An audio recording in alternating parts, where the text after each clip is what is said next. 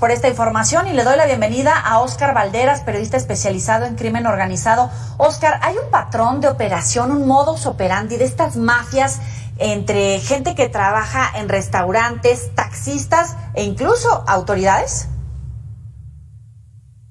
Sí, desde hace al menos 9 meses he encontrado un patrón, sobre todo de denuncias, tanto en redes sociales como en foros digitales, de personas que acusan dos tipos de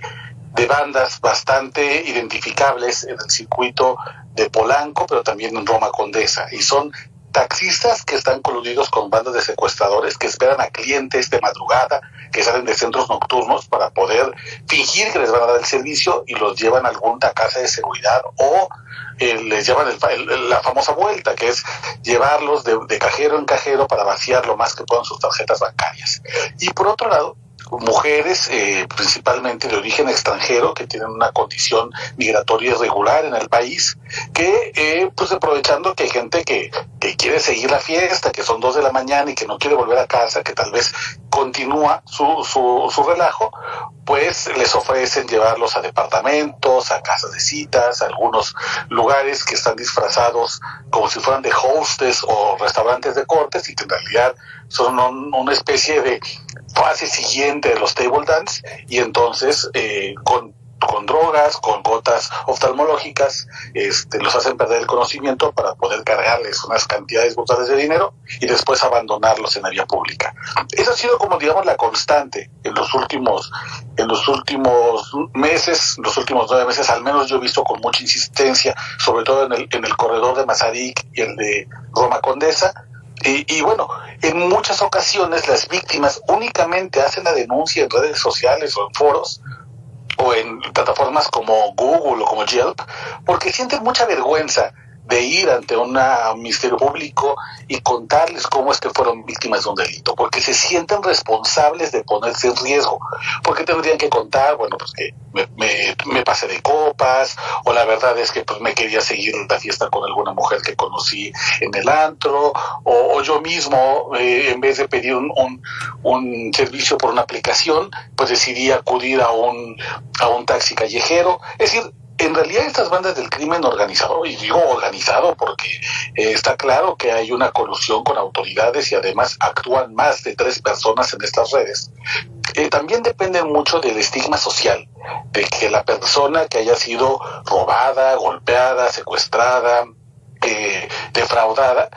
pues digan, pues yo prefiero no acudir con las autoridades porque entonces voy a tener que ser más responsable de que tuve un comportamiento no adecuado, vaya, ni siquiera ilegal, simplemente pues me pasé de fiesta, andaba medio tomado, y de esa vergüenza pues estos grupos se valen, y por eso es que en muchas ocasiones evitan ser denunciados. Óscar, tienes toda la razón, el estigma, ¿no? Pero en realidad cualquiera podría salir a comer, a desayunar, a cenar, y no debería de correr el riesgo de que le tiren algún líquido para adormecer en la mesa, que le entreguen la tarjeta de crédito o el billete con algún químico para adormecerlo. Y me interesa mucho el punto de que es un modus operandi de grupos del crimen organizado entre el personal que trabaja de los restaurantes, los taxistas o los servicios de transporte vial y por supuesto las autoridades. Tú mencionabas 2 puntos turísticos en la Ciudad de México, pero el modus operandi se extiende a toda la ciudad, incluso al área conurbada. Sí, claro. Te comenté los puntos de la Ciudad de México porque son los puntos donde se registran una mayor cantidad de denuncias, al menos en redes sociales. Pero también, por supuesto, hay un vínculo con el Estado de México. Y te voy a contar, esto tiene que ver, además, pensando en el último caso mediático, este empresario que fue asesinado por un grupo que lo llevó a un bar, de supuestamente un restaurante bar que termina siendo una casa de citas.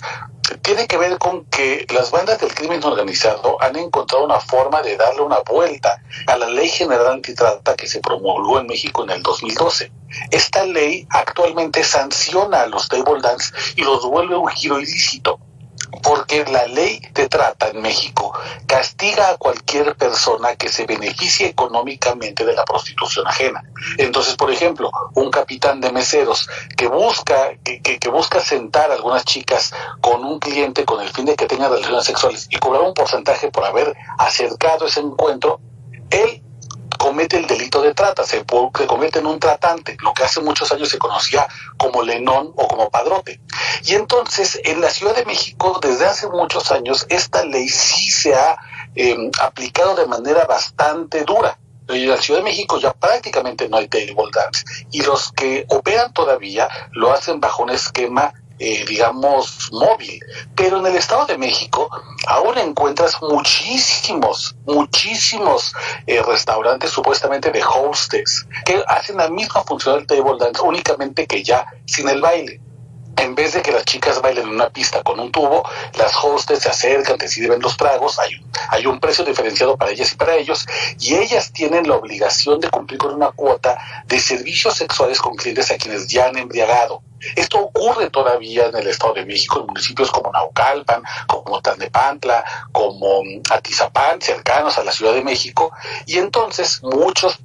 de estas bandas de taxistas, de goteras, se aprovechan de que pues, a las 3 de la mañana, de Polanco o de la Roma Condesa, en 30 minutos ya estás rapidito en estos bares del Estado de México y ahí se cometen estos delitos. Por supuesto, delitos que inician únicamente siendo económicos, viendo tras la tarjeta de crédito del cliente, pero que pueden terminar en homicidios como lo que hemos visto en los últimos días. Claro, y el tema es la impunidad, parte del problema, pero es más preocupante porque las autoridades podrían estar vinculadas, como decías al principio. Sí, claro, este tipo de delitos que ocurren principalmente alrededor de centros nocturnos no escapan al promedio de cifra negra que existe en el país. Hay que recordar que en nuestro país el 98% de los delitos no se denuncian. La gente prefiere quedarse con la deuda de la tarjeta de crédito, con el golpe que le dio el taxista inmiscuido, con el retiro al que fue obligado en cada cajero económico antes de acudir al Ministerio Público. Y esto no es una responsabilidad que recaiga sobre la víctima, es una responsabilidad que recae sobre las autoridades porque ellos deben garantizar que las instituciones de procuración de justicia sean tan eficaces que uno no dude en acudir a ellas para poder recuperar o el patrimonio robado o la seguridad de que no va a ocurrir de vuelta, es decir, las garantías de no repetición. Por eso es muy importante que primero las autoridades arreglen un sistema roto de denuncias que no impliquen a las personas perder su tiempo o ser revictimizadas y luego entonces motivar una cultura de la denuncia para que este tipo de actividades ilícitas no ocurran. La razón por la cual las mafias de la industria nocturna continúan operando es porque no hay suficientes denuncias, y no hay suficientes denuncias porque el aparato que las recibe o te revictimiza o no está dispuesto a llevar esto hasta las últimas consecuencias, que es una sentencia judicial contra los responsables. Mientras eso no cambie, lamentablemente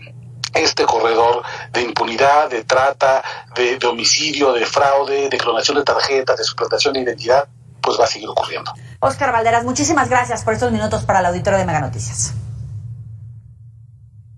Muchísimas gracias, les agradezco mucho y que tengan buen día. Hasta luego. Vámonos a otras cosas. Karol G vuelve